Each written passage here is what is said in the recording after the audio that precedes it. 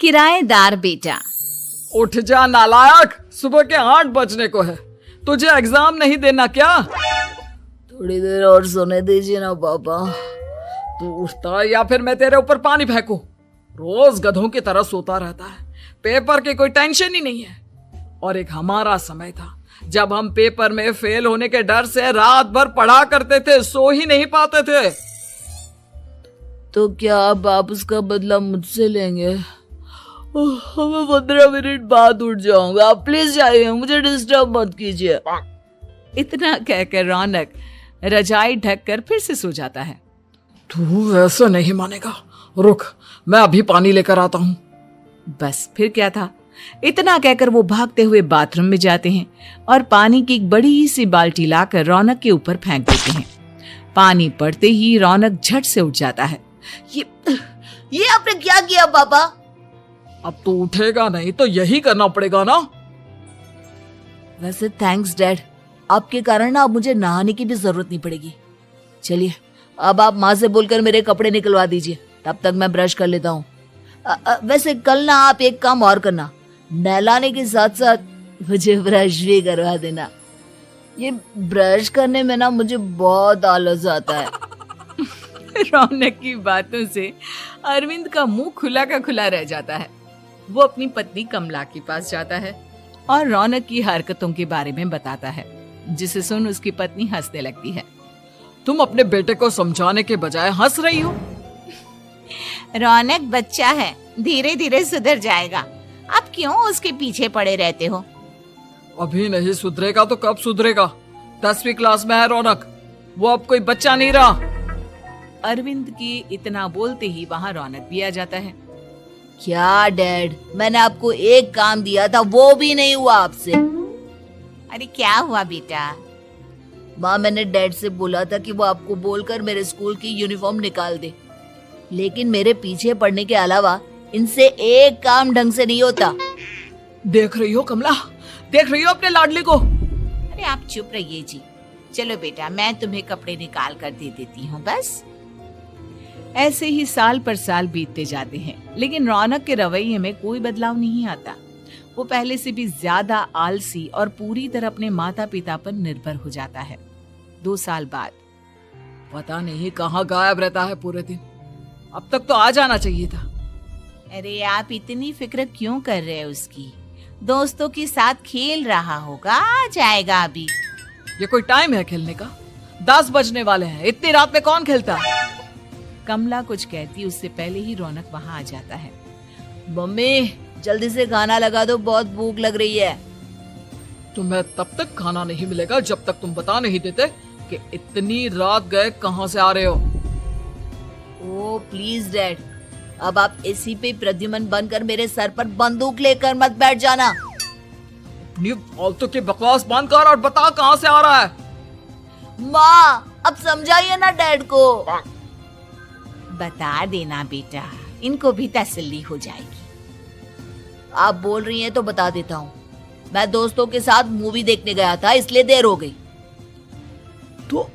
तू इन सब चीजों में मेरे पैसे उड़ाता है? कभी 1 रुपया कमाने के बारे में सोचा है तूने? जब देखो हवा की तरह पैसे उड़ाता रहता है। माँ अब आप इन्हें चुप करा दीजिए, वरना ना मुझे गुस्सा आ जाएगा। अच्छा क्या कर लेगा? बता ना क्या कर लेगा तू? वैसे बात तो ठीक ही है, मैं कर ही क्या सकता हूँ, पैसे तो फिर भी मैं आपसे ही मांगूंगा ना। चलिए अब ये सब बात छोड़िए और मम्मी मेरे लिए खाना लगा दीजिए। अभी लगा देती हूँ बेटा। मैं बता रहा हूँ कमला, एक दिन ये ऐसे ही बिगड़ जाएगा। उफ़ो, आप क्यों इतना पीछे पड़े रहते हो मेरे बच्चे के? बात की बाद में देखेंगे, अभी आप शांति से उसे खाना खाने देंगे। अगले दिन डैडी मुझे 10,000 रुपए चाहिए। हाँ? अब इतने पैसे क्यों चाहिए तुझे? डैड आप बिना सवाल किए कभी पैसे नहीं दे सकते क्या? जब तक तू बताएगा नहीं तुझे पैसे भी नहीं मिलेंगे। अरे अब आप अपने बेटे को पैसे भी नहीं दे सकते? नालायक, तेरी उम्र के लोग नौकरी करते हैं और एक तू है जो नौकरी करने का नाम ही नहीं लेता कभी। आप लोगों के होते हुए भला मैं नौकरी क्यों करूं? अरे हम कब तक पैसे देंगे तुझे? तुझे भी तो अपने पैरों पर खड़ा होना होगा ना। कौन सा उधार के पैरों पर खड़ा हूं? अपने ही तो पैरों पर खड़ा हूं मैं। इसी तरह रौनक दिन प्रतिदिन लापरवाह होता जाता है। उसकी लापरवाही को देखते हुए अरविंद और कमला अपने बेटे की शादी कराने का फैसला लेते हैं और 1 महीने के अंदर अंदर ही रौनक की शादी मेघा नाम की लड़की से करा देते हैं। शादी के कुछ दिन बाद, रौनक, मुझे एक अच्छी सी साड़ी चाहिए, आप ला दोगे ना? हाँ, क्यों नहीं। कितने तक की आती है साड़ी? यही करीब 5,000 तक की। तुम चिंता मत करो, मैं आज ही डैडी से पैसे मांगकर तुम्हारे लिए साड़ी ले आऊंगा। आप कब तक ऐसे ही अपने पापा से पैसे मांगते रहेंगे? कोई अच्छी सी नौकरी क्यों नहीं कर लेते आप? अरे डैड के होते हुए मुझे नौकरी करने की जरूरत ही क्या है? पर आप ऐसे कब तक उनसे पैसे मांगते रहेंगे? कुछ आपको अपने दम पर भी तो करना होगा ना। अब तुम भी बाकी लोगों की तरह मुझे ज्ञान देना शुरू मत कर देना। साड़ी चाहिए ना तुम्हें, मिल जाएगी बस। इतना कहकर रौनक अपने पिता से पैसे मांगने चला जाता है। डैडी, मुझे 5,000 रुपया चाहिए। अब 5,000 क्यों चाहिए तुझे? वो मेघा को साड़ी चाहिए थी। अरविंद आगे बिना कुछ कहे चुपचाप उसे पैसे निकाल कर दे देता है। कुछ दिन बाद, तुम्हें नहीं लगता कमला, रौनक हम पर पहले से भी ज्यादा डिपेंड हो गया है? मुझे तो अब उसके भविष्य की चिंता होने लगी है। कल को हमें कुछ हो गया तो वो क्या करेगा? काश तुमने पहले ये सोच लिया होता तो आज हमारा बेटा इतना लापरवाह नहीं होता। तब मुझे कहाँ पता था कि मेरा लाड प्यार उसे इतना बिगाड़ देगा कि वो इस हद तक लापरवाह बन जाएगा। कोई बात नहीं, अभी भी देर नहीं हुई। मुझे पता है उसे कैसे सुधारा जा सकता है। कैसे? अरविंद कुछ कहता उससे पहले रौनक वहां आ जाता है और पैसों के लिए हाथ फैलाने लगता है। डैड, मैं और मेघा बाहर घूमने जाना चाहते हैं। अरे वाह, ये आज सूरज कहाँ से निकला है? Dad please. अच्छा चलो अब मुद्दे की बात करो। मुझे अब 25,000 चाहिए। अब तुम्हें 1 रुपया भी नहीं मिलने वाला। अगर तुम्हें पैसों की इतनी ही जरूरत है तो कोई ढंग की नौकरी कर लो। मम्मी, आप कुछ कहिए ना डैड को। बेटा, वो गलत क्या बोल रहे हैं? ये सब हम तेरे भले के लिए ही तो कर रहे हैं। मम्मा, मैंने बताया ना आपको, मुझे नहीं करनी कोई जॉब वॉब। तो ठीक है, निकल जाओ हमारे घर से। तुम्हारे जैसे लोगों के लिए मैंने ये घर खड़ा नहीं किया है। जितना ये घर आपका है ना, उतना ही मेरा भी है। मैं कहीं नहीं जाने वाला। जाना तो पड़ेगा ही तुझे, क्योंकि अब मैं तेरा कोई भी खर्चा नहीं उठाने वाला। ठीक है, मत उठाइए मेरा खर्चा, मैं अपने दम पर भी जी सकता हूँ। तो बेशर्मों की तरह अब तक यहाँ क्यों खड़ा है? अपना सामान ले और निकल जाए यहाँ से। रौनक पैर पटकते हुए वहां से चला जाता है। घर से निकालना जरूरी है क्या उसे? बिना पैसों के कौन रखेगा उसे किराए पर?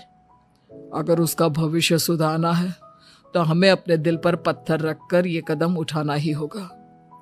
दोनों बात कर रहे होते हैं कि रौनक अपनी पत्नी के साथ एक बड़ा सा बैग लेकर घर से निकल जाता है, लेकिन घर से बाहर उसे कोई भी मुफ्त में अपने घर किराए पर नहीं रखता। अंत में थक हार कर वो फिर से अपने घर चला जाता है। क्या हुआ? थोड़ी देर पहले तो दहाड़ते हुए घर से निकला था, अब क्या हुआ? नहीं रखा ना किसी ने तुझे किराए पर? डैड प्लीज, मैं कुछ दिनों में कोई अच्छी सी नौकरी शुरू कर दूंगा। आप तब तक तो हमें रख लीजिए प्लीज। सुबह से रात हो चुकी है लेकिन कोई हमें रखने को राजी नहीं है। अब आप ही बताइए, इतनी रात को मैं मेघा को लेकर कहाँ जाऊंगा? ठीक है ठीक है, बहू की वजह से मैं तुझे घर पर रख रहा हूँ, लेकिन तू इस घर में एक बेटे की नहीं बल्कि एक किराएदार की हैसियत से रहेगा। 3 महीने हैं तेरे पास। इन 3 महीनों के अंदर अंदर मुझे तेरी पहली तनख्वाह हाथ में चाहिए, समझ गया? पक्का डैड, इन 3 महीनों के अंदर अंदर तो कोई बढ़िया सी नौकरी ढूंढ ही लूंगा मैं। ऐसे ही धीरे धीरे समय बीतने लगता है और अरविंद के दिए 3 महीनों में से 2 महीने बीत चुके होते हैं। पापा जी ने हमें 3 महीने दिए थे, जिसमें से 2 महीने तो बीत चुके हैं। अब ये आखिरी महीना बचा है। अरे तुम चिंता मत करो, आज मेरा ना 2 जगह इंटरव्यू है, दोनों में से कहीं ना कहीं तो जॉब लगी जाएगी। अच्छा, all the best. Raunak interview के लिए निकल जाता है, जिसके बाद शाम में रौनक घर आता है। कैसा गया इंटरव्यू? आपकी नौकरी लगी या नहीं? अरे पहले सांस तो ले लेने दो अच्छे से। बताइए ना, मुझसे तो जरा भी इंतजार नहीं हो रहा है। वो दरअसल बात यह है कि मेरी नौकरी तो लग चुकी है, लेकिन पैसे बहुत कम है। कितने पैसे हैं? 15,000। इतने में अरविंद और कमला मिठाई का डिब्बा लेकर आ जाते हैं। बधाई हो बेटा। हम जानते थे तेरी जॉब जरूर लगेगी। लेकिन मेरी सैलरी बहुत कम है मम्मा। कम है तो क्या हुआ, धीरे धीरे बढ़ जाएगी। हाँ बेटा, हम तो बस चाहते थे कि तू अपने पैरों पर खड़ा हो जाए। मतलब अब आप मुझे घर से नहीं निकालेंगे? नहीं, ये सब हमने तुझे जिम्मेदार इंसान बनाने के लिए किया था। Thank you mummy papa. अगर आप दोनों ऐसा नहीं करते तो मुझे कभी अपनी जिम्मेदारियों का एहसास तक नहीं होता।